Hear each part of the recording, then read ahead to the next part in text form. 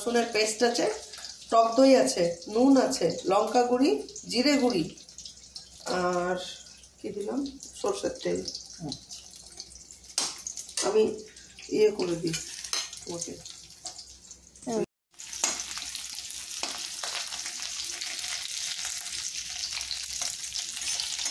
আজকের মেনু হচ্ছে চিকেন টিক্কা মশলা। তার জন্য পেঁয়াজগুলোকে হাফ করে কেটে নিয়েছিলাম, দিয়ে তেলে এভাবে কিছুক্ষণ আমি ভেজে নিলাম। এরপর এগুলো হয়েই গেছে মোটামুটি, এই যে বোঝাই যাচ্ছে নরম হয়ে গেছে পেঁয়াজের কোয়াগুলো। এমন সময় পেঁয়াজটা তেলের থেকে তুলে নেব, তারপর ঠান্ডা করব কিছুক্ষণ।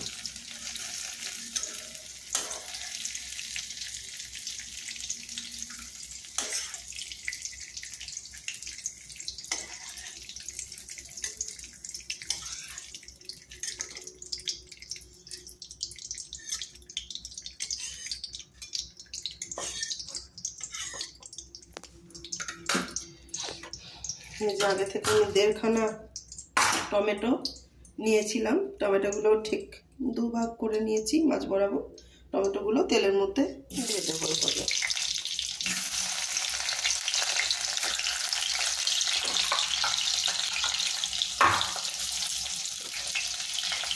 টমেটোগুলো আস্তে আস্তে ভেজে নেব।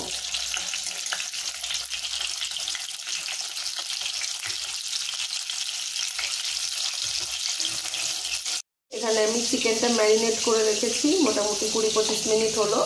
এর মধ্যে ছিল আদা রসুনের পেস্ট, টক দই, সরষের তেল, পরিমাণ মতো লবণ দিয়েছি, লঙ্কা গুঁড়ি দিয়েছি, একটু কাশ্মীরি লঙ্কার গুঁড়োও দিয়েছি কালারটা ভালো আনার জন্য। এটা দিয়ে চিকেনটা সুন্দরভাবে ম্যারিনেট করে আমি রেখেছি। 20-25 মিনিট থেকে 8 ঘন্টা মতো এটা রাখতে হবে।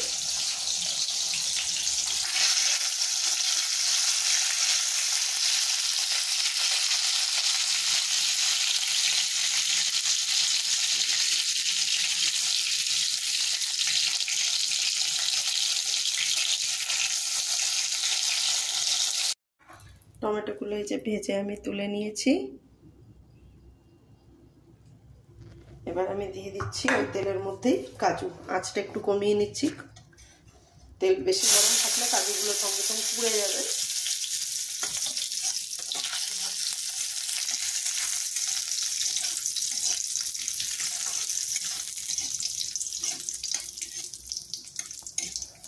টমেটোর বীজগুলো নিচে রয়ে গেছে, তো ওটা জ্বলেছে তেলে, সেই জন্য দেখে একটু কালো কালো মনে হচ্ছে।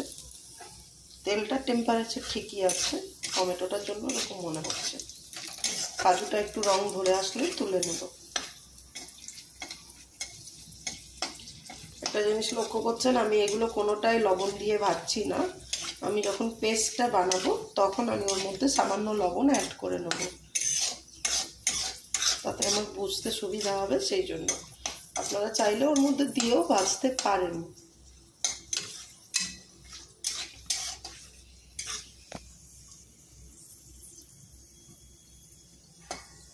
আমি এই যে জলে দিয়ে রেখেছিলাম, এবার এইটাও হালকা করে ভেজে নেব।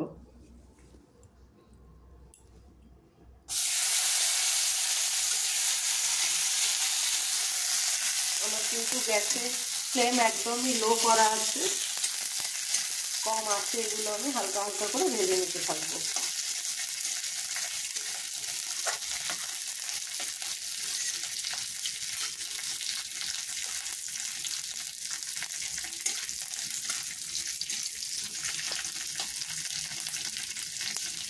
দেখুন কিশমিশগুলো আস্তে আস্তে ফুলে উঠেছে সুন্দরভাবে।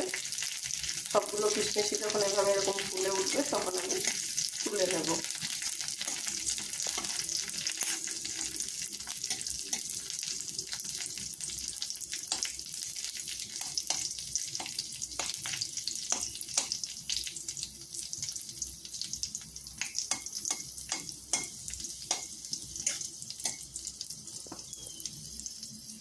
দেখতে পাচ্ছেন আমার সবগুলো কিশমিশই সুন্দর করে ফুলে উঠেছে।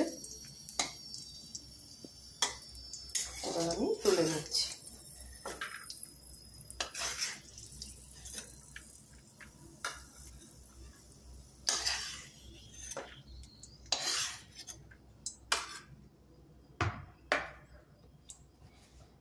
এই সমস্ত উপকরণগুলো আমি এবার ভালোভাবে ঠান্ডা হওয়ার জন্য বেশ কিছুক্ষণ রেখে দেব।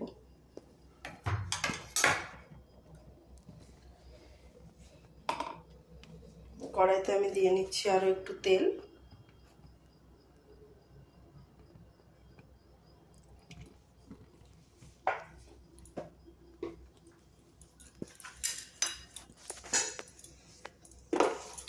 এই যে আগে থেকে ম্যারিনেট করে রাখা চিকেনগুলো এবার আমি একে একে ওই তেলের মধ্যে দিয়ে ভেজে নিতে থাকবো হালকা করে। তেলটা টেম্পারেচারটা একটু বাড়িয়ে নিচ্ছি। কিছুক্ষণ পর তেলটা গরম হলে আবার লো ফ্লেমে দেব এবং এই মাংসের টুকরোগুলো এপিট ওপিট পাল্টে 8 থেকে 10 মিনিট লো ফ্লেমে সেঁকে নিতে হবে।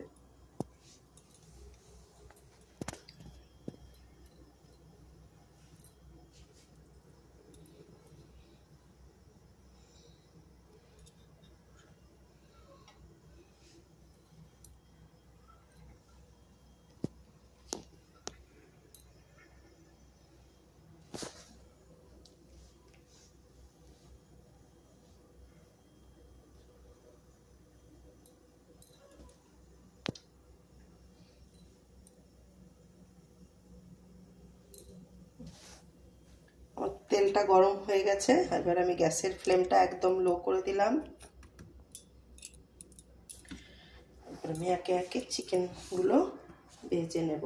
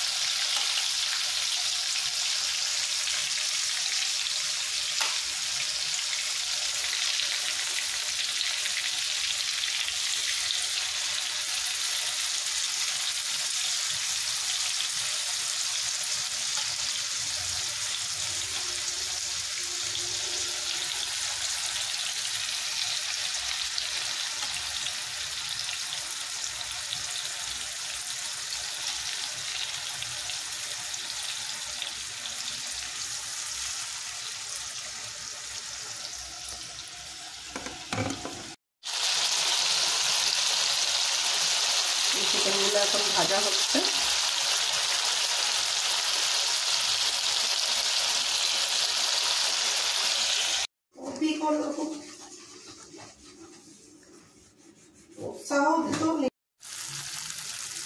পেঁয়াজ, কাজু আর কিশমিশ বাটা পেস্টটা কড়াইতে দিয়ে দিলাম।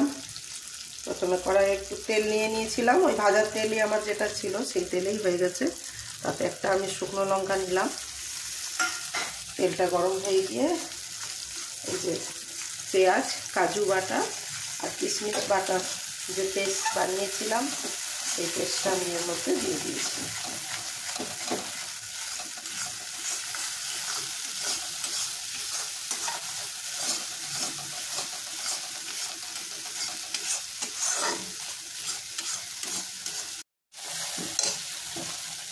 পেঁয়াজটা মোটামুটি আমার ভাজা ভাজা কমপ্লিট। জলটা কেটে এসেছে অনেকটাই, বাবলসগুলো সামনে চলে এসেছে। এবার এর মধ্যে দিয়ে নেব একটু রসুন বাটা 1 চামচ পরিমাণ,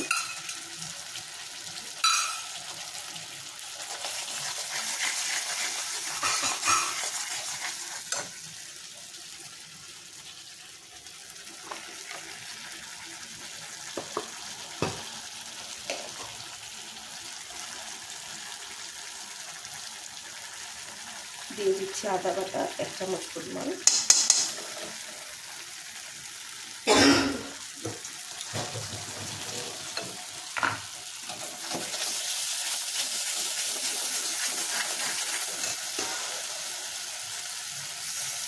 মশলাটা যেন লেগে না যায় তাই হালকা করে একটু জলের ছিটা আমি দিয়ে দিচ্ছি।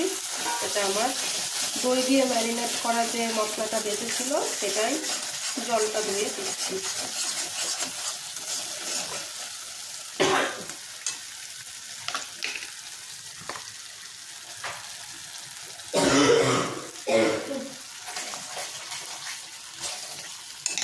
এরপরে দিয়ে দিচ্ছি সামান্য 4 ভাগের 1 ভাগ চামচ পরিমাণ হলুদ গুঁড়ো,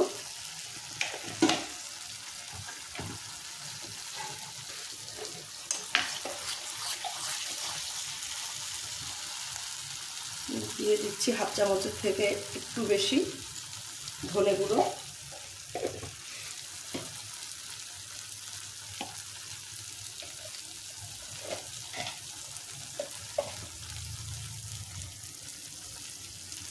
দিয়ে দিচ্ছি কিছুটা জিরে গুঁড়ো। এগুলো সবই আমার ভাজা মশলা, ভেজে গুঁড়ো করে রাখা।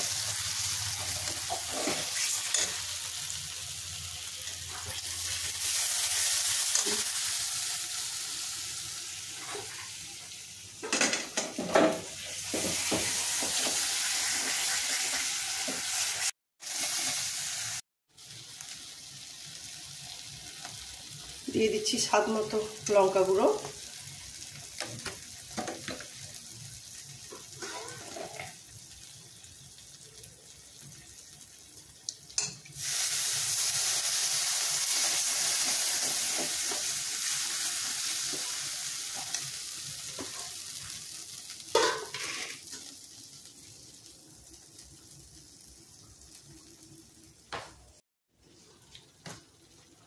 দিয়ে দিচ্ছি সামান্য পরিমাণ কাশ্মীরি লঙ্কার গুঁড়ো,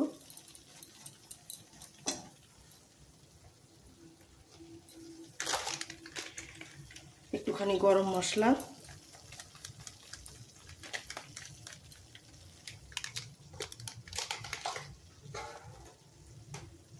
এরপর একটু জল দিয়ে নিচ্ছি। মশলাটাকে ভালোভাবে ফুটিয়ে নিতে হবে। দিয়ে দিচ্ছি পরিমাণ মতো লবণ, যদি আবার প্রয়োজন হয় তখন আমি আবার দিয়ে নেব।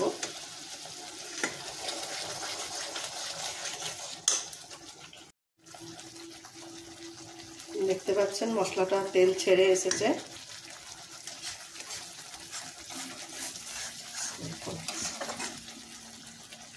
বাবুলসগুলো পুরো উঠে আসছে, মশলাটা একদমই তেল ছেড়ে দিয়েছে।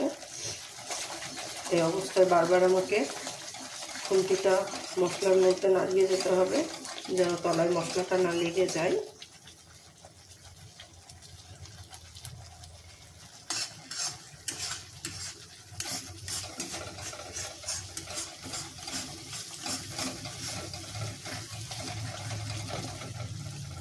এরপর আমি ভেজে রাখা চিকেনগুলোর মধ্যে দিয়ে দিলাম।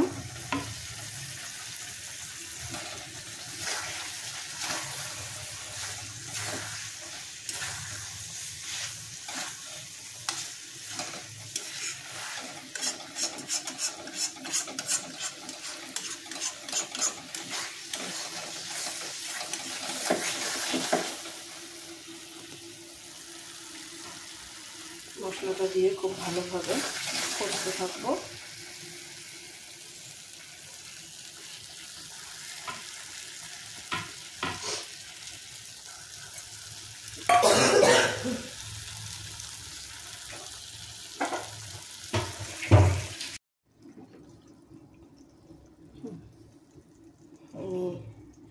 মোটামুটি এটা 150 থেকে 200 ml মতো জল হবে।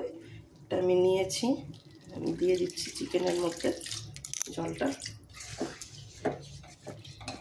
এই সময় উনুনের আঁচটা হাই থাকবে, মিডিয়াম টু হাই রাখতে পারেন।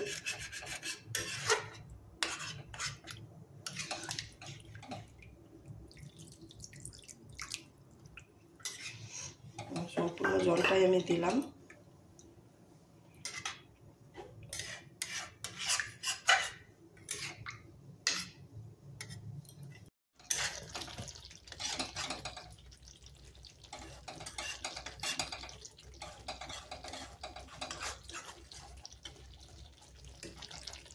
মাংসটা সেদ্ধ হয়ে গেছে, দেখতে পাচ্ছেন কত সুন্দর কালার এসেছে। দেখুন এই যে তেলগুলো কত সুন্দর সাইড দিয়ে দিয়ে জমে পড়েছে।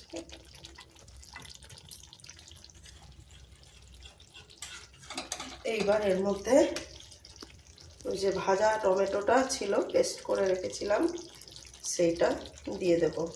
আপনারা কেউ চাইলে টমেটোটা আগেও দিতে পারেন, যখন পেঁয়াজ বাটাটা ভাজা ভাজা হয়ে যায় তখনও টমেটোটা দেওয়া যায়। আমি ওই সময়টা দিতে অতটা প্রেফার করি না, তাই আমি লাস্টে দিই এবং আরও কিছুক্ষণ এটাকে ওভেনে রেখে ফুটিয়ে নিই।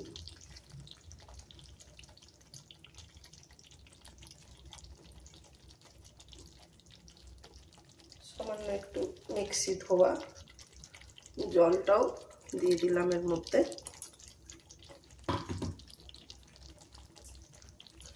ওভেনের ফ্লেম বাড়িয়ে নিচ্ছি এবং খুব ভালোভাবে টমেটোর এই পিউরিটাকে গ্রেভির সঙ্গে মিশিয়ে নিচ্ছি।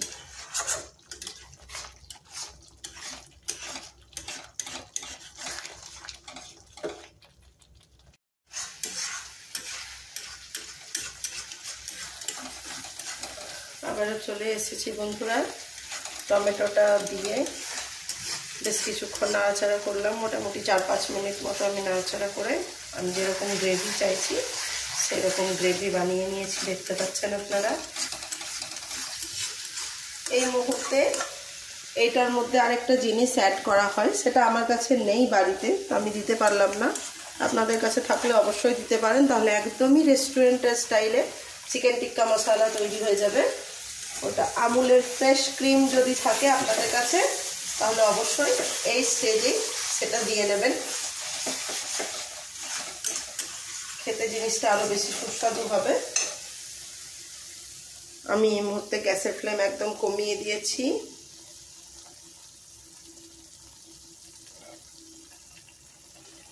এর মধ্যে আমি দিয়ে দিচ্ছি সামান্য পরিমাণ রোস্টেড কসুরি মেথি।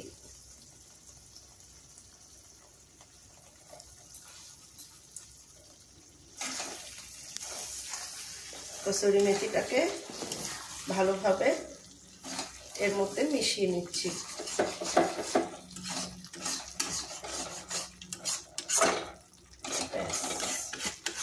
রেডি হয়ে গেছে আমাদের আজকের চিকেন টিক্কা মশলা রেস্টুরেন্ট স্টাইলে। তবে হ্যাঁ, আমার কাছে ফ্রেশ ক্রিম ছিল না, আবারও বলছি, তাই দিতে পারলাম না। আপনাদের কাছে থাকলে অবশ্যই দেবেন এবং রেসিপিটা অবশ্যই একবার সকলে ট্রাই করে দেখবেন, খুবই ভালো লাগবে খেতে। একদম রেস্টুরেন্টের মতোই চিকেন টিক্কা হবে। এটা রয়েছে গরম গরম রুটি, পরোটা, নান এসবের সঙ্গে খেতে খুব ভালো লাগবে। যেহেতু আমি এই রেসিপিটা কোনো আগে থেকে প্রি প্ল্যান করে বানাইনি, হঠাৎই বানাতলাম, সেই জন্য আমাদের আজকে রাত্রিরে ভাত হয়ে গেছে, তাই আমরা ভাতই খাবো। তবে রুটি, পরোটা, নানের সঙ্গে খেতে খুবই ভালো লাগে। আবারও কখনো যদি বানাই অবশ্যই আপনাদের সঙ্গে সেই ভিডিওটি শেয়ার করব। সকলে ভালো থাকবেন, সুস্থ থাকবেন, সাবধানে থাকবেন এবং ব্লগটি কেমন লাগছে সেটা অবশ্যই আমাদের জানাবেন। ধন্যবাদ, শুভরাত্রি।